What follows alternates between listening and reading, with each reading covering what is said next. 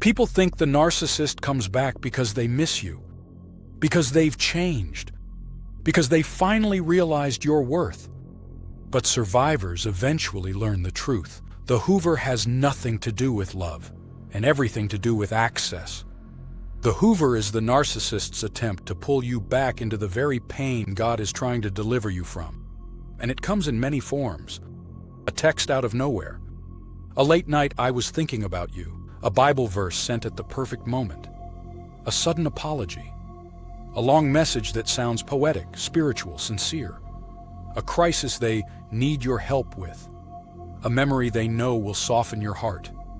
A promise to change. A promise to try. A promise to be what you always needed. The Hoover feels emotional, but it is strategic.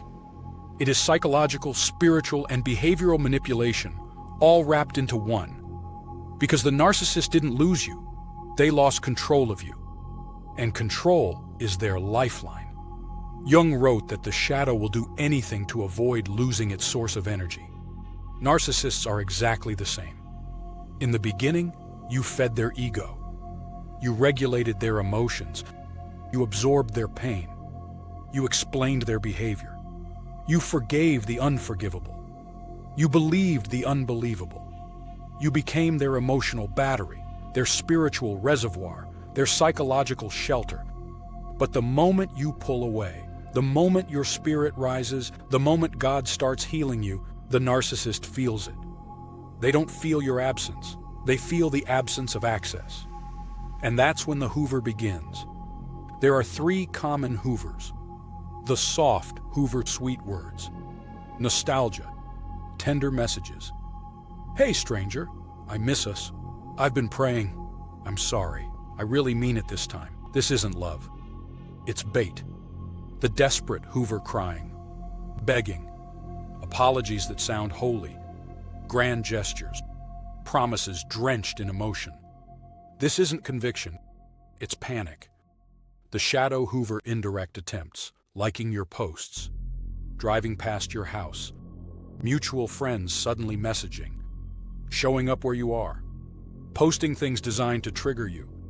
This isn't coincidence, it's control. Spiritually, here's the truth. The Hoover begins when God starts breaking the soul tie. The narcissist senses the deliverance before you do. They feel your clarity returning. They feel your strength rising. They feel your identity coming back. They feel God pulling you out of their orbit. And the enemy uses their panic as a last attempt to drag you backward. The Hoover is not about reconciliation. It is about interruption. It is a spiritual distraction designed to delay your healing, reopen a door God closed, confuse your discernment, weaken your boundaries, revive false hope, trigger emotional memory, weaken the spiritual separation, pull you back into the old cycle. That's why the Hoover often feels so intense, so emotional, so perfectly timed. Because it's not random. It's warfare. But here is the revelation that frees you. The Hoover only happens because the narcissist knows they are losing control. And the moment God reveals their patterns, something powerful happens in your spirit. Their words sound different. Their eyes look different. Their tears feel different. Their messages feel empty. Their promises feel recycled. Their presence feels draining. You don't fall for the illusion anymore, because God has broken the spell. And once the spell is broken, the Hoover loses its power. You stop responding emotionally. You stop blaming yourself. You stop craving their validation. You stop doubting your intuition.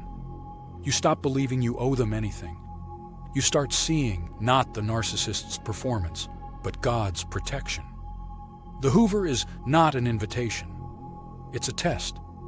It is the moment your spirit chooses freedom over familiarity, truth over fantasy, identity over attachment, God's voice over manipulation.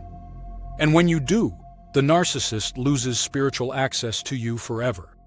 Because the Hoover doesn't bring them back. It exposes why God pulled you away.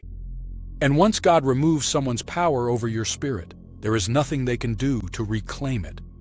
Not with words, not with tears, not with tactics, not with threats, not with promises. The door you closed with willpower can be reopened.